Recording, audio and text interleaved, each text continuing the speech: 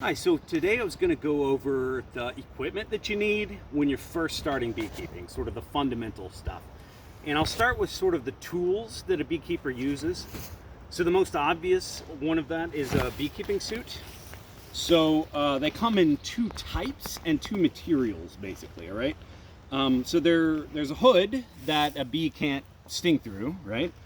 And then there are two types. You can get like a cotton or blend type suit like this, or you can get a ventilated 3-layer suit. So these are more expensive, but if you can do them, I recommend them. They're much cooler in the summer, and they're made with 3 layers. So if you can zoom in here, the way that it works is that there's a material in between here, and that material in between, the thickness of it is fatter than a bee's stinger is long.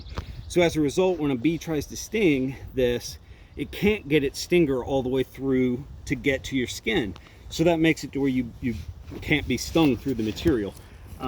With this material, it's going to block most of the bee stings, but if your skin is really tight up against it, a bee can sting through it, but those stings are not as bad. And if you're a beekeeper, you are going to get stung occasionally. It's just part of how beekeeping works. So those are the suits, the two different fabrics. The other variety is this.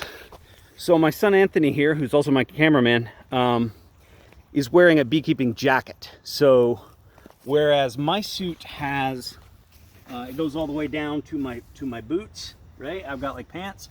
The jackets don't have the pants, you just wear long pants with them.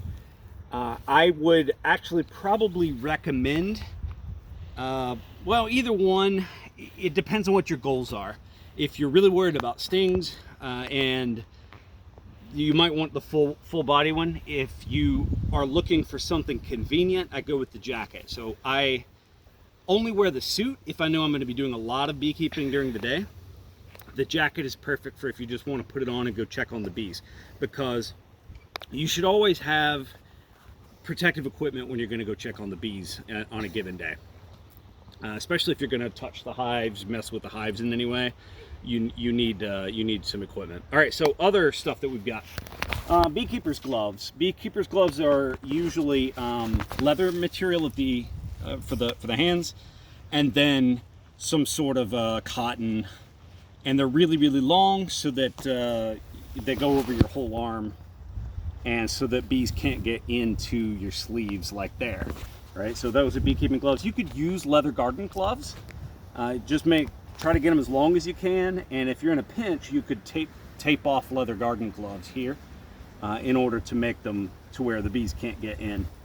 Bees will walk around on your hands a lot while you're working the bees. All right, then there's the smoker. The smoker is what pacifies the bees. Bees have a natural instinct that if they smell smoke, they kind of assume it's a forest fire, so they get super hungry. They go in and they start gorging on honey, and they're doing that so that if they have to move their colony, that they'll have stores of energy to start a new colony. Well, we can use that behavior to our advantage. We give them a little bit of smoke, and they go in and they start eating honey, and that makes them way more passive, less likely to sting the beekeeper.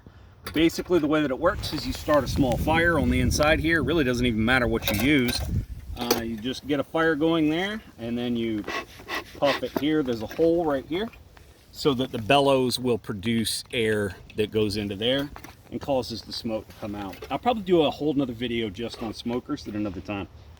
Then there is the beekeeper's tool, hive tool, bee tool, different terms. And you can see mine are well loved here, so apologies for that. But there are two different varieties. Either one will work. You don't necessarily need one or the other. I started with this kind, and then I eventually moved over to this type. So all that they are really is like a little miniature crowbar, and that gets into and between parts of the beehive. This has kind of an extra prying area here, so you can get extra leverage on sticky hive bodies that aren't cooperating. This type is the type that I use now, And this little hook on the end, you will probably see in some of my videos, you can use it to lift a frame up. So that's why I like it. This is my choice, but either one of these will do. Even something smaller would work fine, like some sort of a knife or something, but it needs to be rigid, not flexible, so that you can get enough force to get between the boxes or whatever it is that you're trying to lift. So those are the basic pieces of equipment that you're going to need. You can usually get them at a bee supply place as a package often. So that's those. There are two other major things: the hive itself and your mite control systems. And I'm going to go over those two things in a separate video. So until then, see you next time.